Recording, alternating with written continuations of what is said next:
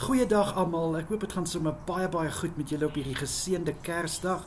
'n baie geseënde Kersfees vir elke een van julle. Ek hoop julle dag gaan sommer net 'n wonderlike, geseënde en 'n gespaarde dag wees.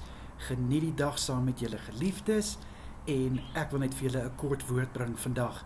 Nou vroeër het ek gesê dat die Here het alreeds 'n woord op my hart gelê wat ek graag met julle wil deel vir Kersdag en ek is so opgewonde om dit met julle te kan deel. Ons lees in die Gospels, Matteus 1 en Lukas 1, Lukas 2. Ons lees van die geboorte van Jesus. Maar hierdie geboorte is bietjie ongewoon, want het ons al ooit gehoor van 'n vrou wat nog nie met 'n man gemeenskap gehad het nie, as ek dit nou so kan stel. Ek wil dit nou mooi stel. Ek gaan nie kras praat nie. Maar ja, 'n vrou wat nog nie met 'n man gemeenskap gehad het nie. Sy word swanger en sy verwag koning Jesus. Dit is ongewoon, sal julle saam met my stem. Maar hoekom, kind van God, dink jy, het God dit jy so beplan dat dit so moes wees? Kom ek verduidelik gou vir jou. As Jesus gebore was op die normale manier, hoe ek en jy gebore is, wat is dan die punt, hy word die verlosser genoem?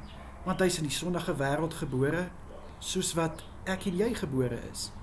Maar juis omdat hy deur 'n maagd gebore is, 'n perfekte geboorte, 'n geboorte wat menslik nie moontlik is nie.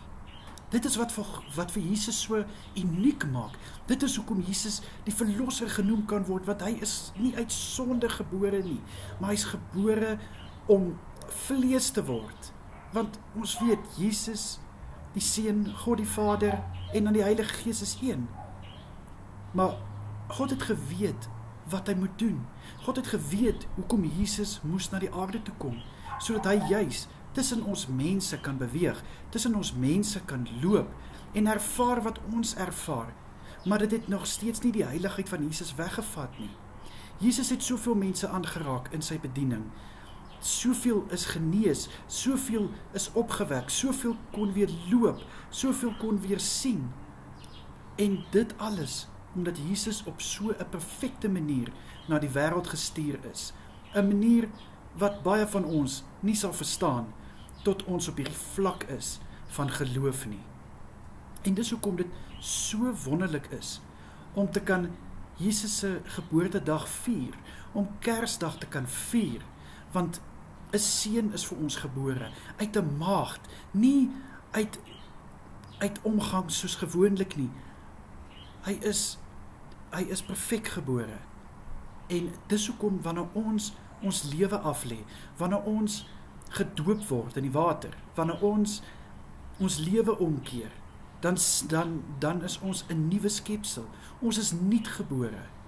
En dit is hoekom dit so wonderlik is dat Jesus Christus ons verlosser is, want hy's gebore uit 'n maagd.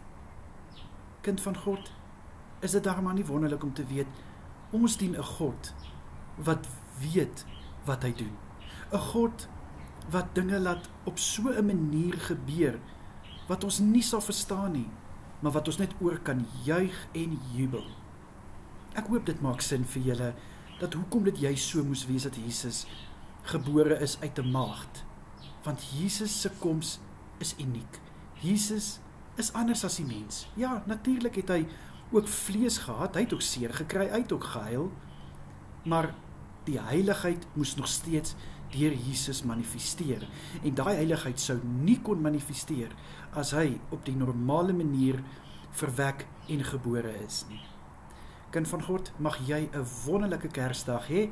Kom ek bid vir ons. Here, ek bid dat my Boeta en Sissa 'n geseënde Kersdag sal hê. Mag elkeen van ons nooit vergeet, wat is die doel agter Kersfees nie? Oor wie gaan Kersfees? Nie oor wat nie, maar oor wie. Liewe Here, mag U die middelpunt wees van vandag.